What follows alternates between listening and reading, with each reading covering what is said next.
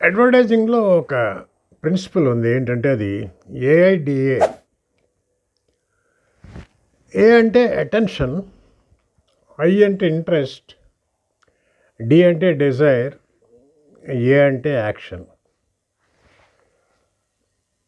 ఈ ఏఐడిఏ ప్రిన్సిపల్‌ని మన బుక్ ప్రమోషన్‌కి కూడా చక్కగా ఉపయోగించుకోవచ్చు.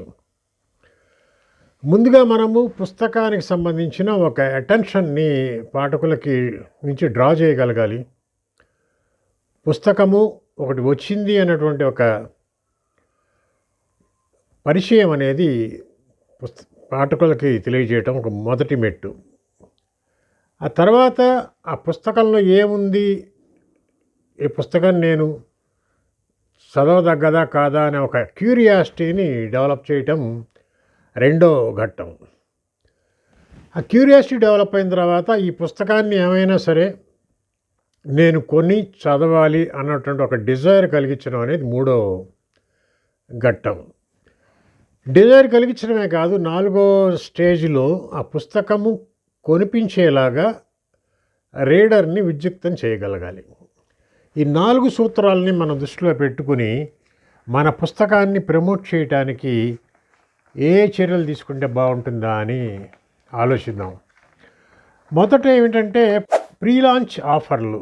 పుస్తకం ప్రింటింగ్కి వెళ్ళింది, టైటిల్ అవి రెడీగానే ఉంది, చేతిలో ఉంది. మరొక వారం 10 రోజుల్లో ప్రెస్ నుంచి పుస్తకాలు అందుతాయి. అటువంటి టైంలో మనం ఒక ప్రీ లాంచ్ ఆఫర్ పెట్టి, త్వరలో ఈ పుస్తకం వెలువడబోతోంది, ఈ పుస్తకంలో ఈ కంటెంట్ ఉంది,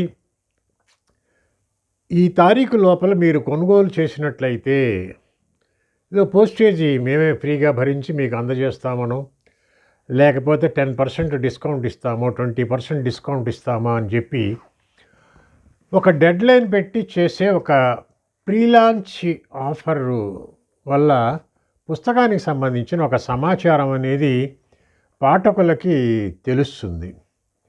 ఇక పుస్తకం వచ్చేసింది, మీ చేతికి వచ్చినప్పుడు అవకాశాన్ని బట్టి ఆవిష్కరణని ఏర్పాటు చేయండి. ఆవిష్కరణ సభ కూడా చాలా ఇన్నోవేటివ్గా చేయటం మీద దృష్టి పెట్టండి. ఫార్మల్గా ఎవరో ఒక అధ్యక్షుడు, ఒక ముఖ్య అతిథి, ఒక వేదిక, వాళ్ళ ప్రసంగాలు ఈ బాణీలో కాకుండా పుస్తకం థీమ్ రిఫ్లెక్ట్ అయ్యేటట్టుగా ఏదైనా కొత్త ధనంతో కూడి మనం ఏమైనా ఆవిష్కరణ చేయొచ్చా అనేది ఒకటి ప్లాన్ చేయండి. ఈ మధ్య మహీ బెజవాడ గన్స్ అండ్ మాన్సూన్స్ అని ఒక కథా సంకలనాన్ని ఆయన తీసుకొచ్చారు. ఆ సంకలనానికి సంబంధించిన థీమ్కి అనుగుణంగానే ఒక బొమ్మ తుపాకులు అవి పెట్టి అక్కడ ఆ వేదిక చాలా ఆ మొత్తం ఆవిష్కరణ కార్యక్రమము చాలా వినూత్నంగా నిర్వహించాడు. ఒక పోడియం మాత్రమే ఉంటుంది, వేదిక ఉండదు. కండక్ట్ చేసే ఒక వ్యక్తి ఉంటాడు, కోఆర్డినేట్ చేస్తూ ఉంటాడు, వచ్చి మాట్లాడి వెళ్ళిపోతూ ఉంటారు. ఈ కార్యక్రమము ఆద్యంతము కూడా అక్కడికి వచ్చిన వాళ్ళందరినీ కాకుండా దాన్ని మళ్ళీ ఆవిష్కరణ రికార్డ్ చేసి యూట్యూబ్లో పెట్టారు. ఇవి పాఠకులకి, ప్రేక్షకులకి చాలా దాని గురించిన ఒక ఆసక్తి అనేది క్రియేట్ అయింది. ఆ మహీ బెజవాడే మొన్న ఈ మధ్య చూశాను, ఇంకా మరొక అడుగు ముందుకు వేసి ఈ మధ్యనే కాస్త పాపులర్ అవుతున్నటువంటి కడలి రైటర్ కడలితో ఆయన మహీ బెజవాడ ఇంటర్వ్యూ ఇచ్చాడు. అంటే కడలి క్వశ్చన్స్ అడుగుతూ ఉంటే ఈ పుస్తకానికి సంబంధించిన విశేషాలన్నీ చెప్పుకుంటూ వచ్చాడు. సో ఆయన ఆవిష్కరణ చాలా కొత్తగా చేశాడు. దాంతోపాటు ఒక ఇన్నోవేటివ్ మెథడ్లో ఒక రచయితను మరో రచయిత ఇంటర్వ్యూ చేయటం అనేది కూడా కాస్తంత క్యూరియాసిటీని జనరేట్ చేసేటువంటిదే. ఇక మూడవదిగా మనం ఏం చేయొచ్చు అంటే పుస్తకం మీద సమీక్షలు. ఎవరి కోసమో ఎదురు చూడకుండా మీకై మీరు మీ పుస్తకాన్ని పరిచయం చేస్తూ ఒక సమీక్ష రాయండి. ఆ సమీక్షకు మీ పేరుతో పబ్లిష్ చేయకుండా ఒక పెన్ నేమ్ పెట్టుకోండి, లేదా మీకు బాగా తెలిసిన మిత్రుడి పేరు పెట్టుకుని ఆ సమీక్షలని పంపించండి. సమీక్ష రాసి పంపిస్తే ఇవాళ పబ్లిష్ చేసేటువంటి చిన్న పత్రికలు చాలా ఉన్నాయి. ఆన్లైన్లో పబ్లిష్ అవుతున్నటువంటి పత్రికల్లో కవర్ పేజ్తో సహా వాటిని ప్రచురించే పత్రికలు చాలా ఉన్నాయి కనుక దాన్ని ఉపయోగించుకోవటం. అలాగే వీలు చూసుకుని సాహిత్యం పేజీలో మీ ఇంటర్వ్యూ పబ్లిష్ అయ్యేటట్టుగా చూడండి. ఆ పత్రిక ప్రతినిధిని పంపిస్తాడా, లేకపోతే మీరే ప్రశ్నలు జవాబులు మీరే రాసి వాళ్ళకి పంపిస్తే యూనికోడ్లో టైప్ చేసి పంపిస్తే వాళ్ళు పబ్లిష్ చేస్తారా అనేది డిసైడ్ చేసుకోండి. ఇందులో తప్పేమీ లేదు. ఈ రోజుల్లో ప్రతి వాళ్ళే పత్రికల వాళ్ళే వచ్చి మన ఇంటర్వ్యూ చేయాలి అనేటువంటి నియమం పెట్టుకుంటే అన్ని సందర్భాల్లో కుదరదు కనుక కొన్నిసార్లు మనమే సమీక్షలు రాసి మారుపేర్లతో ఇవ్వటము, ఇంటర్వ్యూలకు కూడా మనమే తయారు చేసి పంపించడం వల్ల కొంత కవరేజ్ అనేది ఉంటుంది. అలాగే ఈ ఫీల్డ్లో ఉన్నటువంటి ఇన్ఫ్లుయెన్సర్స్ని గుర్తించండి. ఉదాహరణకి తాడి ప్రకాష్ లాంటి వాళ్ళు ఉన్నారు. తాడి ప్రకాష్ జర్నలిస్టు, నాకు మంచి మిత్రుడు కూడా. ఆయనకి చాలామంది ఫాలోవర్స్ ఉంటారు. ఆయన ఫేస్బుక్లో పెట్టేటువంటి పోస్టులకి రకరకాల అంశాల మీద ఆయన రాస్తూ ఉంటారు. ఆయన్ని ఫాలో అయ్యేవాళ్ళు, ప్రత్యేకంగా చదివేవాళ్ళు, ఆయన ఒక మాట చెప్తే ఎస్ అనేటువంటి సపోర్ట్ ఇచ్చేవాళ్ళు, నిజమే అని విశ్వసించేవాళ్ళు వీళ్ళంతా ఉంటారు కనుక తాడి ప్రకాష్ అనే కాదు, అలాంటి వాళ్ళు మన పరిధిలో ఎవరున్నారా అని గుర్తించి వాళ్ళకి పుస్తకాన్ని పంపించండి.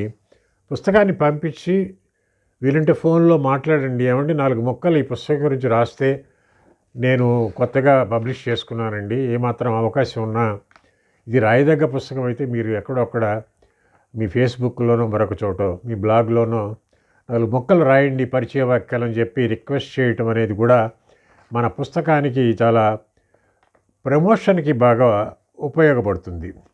ఇక మనం ఒకటి వేస్తూ పోతూ ఉంటాము. ఇలా ఒక పుస్తకమే ఆగము, 4-5 పుస్తకాలు చేరతాయి మన కింద టైటిల్స్ కింద. ఒకసారి మొత్తం స్టాక్ రివ్యూ చేయండి. ఏ పుస్తకాలు బాగా మూవ్ అయినాయి, ఏ పుస్తకాలు వెనకబడ్డాయని. 4 పుస్తకాలు ఇప్పుడు తాజాగా వెలువడుతున్న పుస్తకంతో పాటు గతంలో మనము ప్రచురించి అటకల మీద పేరుకుపోయిన పుస్తకాలను కూడా తీసి మొత్తం 4 పుస్తకాలకి కలిపి కంబైన్డ్గా ఒక ఆఫర్ ఏమైనా ఇవ్వచ్చా, ఈ పుస్తకాలు వర్త్ ఇంత, ఇవి మొత్తం కలిపితే 700 రూపాయల వర్త్ పుస్తకాలని నేను 500కే ఇస్తాను, పోస్టేజ్ కూడా నేనే భరిస్తాను అని అట్లా ఏమైనా ఒక ఆఫర్ని, స్పెషల్ ఆఫర్స్ని మనం ఏమైనా ప్రకటించే అవకాశం ఉందా? గూగుల్ పే ఆర్ ఫోన్పే ద్వారా మీరు డబ్బులు పంపించినట్టయితే ఈ 4 పుస్తకాల సెట్టు మీకు అందుతుంది అని ఒక స్పెషల్ ఆఫర్స్ని కూడా ఒక్కొక్కసారి మధ్యలో మీరు ట్రై చేయడానికి దాని మీద దృష్టి పెట్టండి. ఇక కీలకమైనది ఏంటంటే ఈ రోజుల్లో ఇన్స్టాగ్రామ్ను ఉపయోగించుకొని పుస్తకాలు బాగా ప్రమోట్ అవుతున్నాయి. ముఖ్యంగా యంగ్ రైటర్స్. రవి మంత్రి తన అమ్మ డైరీలో కొన్ని పేజీల పుస్తకాన్ని ఇన్స్టాగ్రామ్ ద్వారానే బాగా ప్రమోట్ చేసి చాలా అద్భుతమైన రిజల్ట్స్ని ఆయన సంపాదించగలిగాడు. 1,50,000 దాకా కాపీలు అమ్మగలిగాడంటే ఇన్స్టాగ్రామ్ని అతను ఎఫెక్టివ్గా ఉపయోగించుకోవటం వల్ల యూత్ బాగా కనెక్ట్ అయ్యారు. ఇంకా నెక్స్ట్ స్టేజ్ ఏమిటంటే డైరెక్ట్గా రంగంలోకి దిగటం అండి. రచయితగా మీరు పుస్తకం అమ్ముకోవడమా అనే ఒక చిన్నపాటి సిగ్గు, బిడియము ఇట్లాంటివి పూర్తిగా విడిచిపెట్టడం అనేది అలవాటు చేసుకోండి. ఆ మధ్య ఒక యూట్యూబ్లో ఒక చిన్న ఫస్ట్ ఒక యంగ్స్టర్ ఒక ప్రేమ నవలిక రాసి రైల్లో ట్రావెల్ చేస్తూ లోకల్ ట్రైన్స్లో తన బుక్కుని అందరికీ ప్రయాణికులకు పరిచయం చేస్తూ దాన్ని కూడా యూట్యూబ్లో వీడియో తీసి యూట్యూబ్లో పెట్టారు. ఇది కూడా కాస్త ఇది క్యూరియాసిటీని జనరేట్ చేస్తుంది. ఏమిటి ఆ పుస్తకం అనేది పాఠకుడికి తెలుస్తుంది. ఒక కొత్త పద్ధతిలో రైళ్లల్లో తనే పుస్తకాన్ని పరిచయం చేస్తూ పాఠకుల నుంచి ఒక రకమైన నేరుగా డైరెక్ట్ సేల్స్కి ఇది ఉపయోగపడుతుంది. మనకి చుక్కపల్లి పిచ్చయ్య గారని, ఆయనకి విజయవాడలో అక్కడ ఇంకా అనేక నగరాల్లో చాలా షూ మార్ట్లు ఉన్నాయి, పాపులర్ షూ మార్ట్. ఆయన పుస్తక ప్రేమికుడు, రచయిత కూడా, బాగా ప్రోగ్రెసివ్ లెఫ్ట్ ఓరియంటెడ్. నేను రైళ్ళల్లో ట్రావెల్ చేసినప్పుడు చాలా 30-40 ఏళ్ల క్రితం చుక్కపల్లి పిచ్చయ్య గారు రాసిన పుస్తకాలని బోగీల్లో రైలు బోగీలకి తెచ్చి అమ్ముతూ ఉండేవాళ్ళు. రూ. 10, 5 రూపాయలకి ఆ పుస్తకాలని విక్రయిస్తూ ఉండేవాళ్ళు. సో డైరెక్ట్ సేల్స్ ఎంత మేరకు చేయగలుగుతాము ఏమిటి అనేది మీరు ఆలోచన చేయండి. నేరుగా అమ్ముకోవటం వల్ల దానికేమీ మనమేమీ బిడియపడాల్సిన పని లేదు. ఇందా చెప్పినట్టు ఇన్నోవేటివ్గా ఆలోచిస్తే స్కై ఇస్ ద లిమిట్ అంటాము. మీ బుక్ కవర్ని కనుక ఫ్యాబ్రిక్ పెయింటింగ్ ద్వారా రకరకాల ప్రింటింగ్ టెక్నాలజీలు వచ్చాయి కనుక కొన్ని టీషర్ట్స్ని కనుక ఒక 10, 15, 20 కొన్ని టీషర్ట్స్ మీద మీ బుక్ కవర్ని ఫ్యాబ్రిక్ ప్రింటింగ్ చేయించి మీరు వేసుకోండి. అట్లాగే లేదంటే కొంతమంది కుర్రాళ్ళతో కలిసి ఒక టీమ్గా షర్ట్స్ వేసుకుని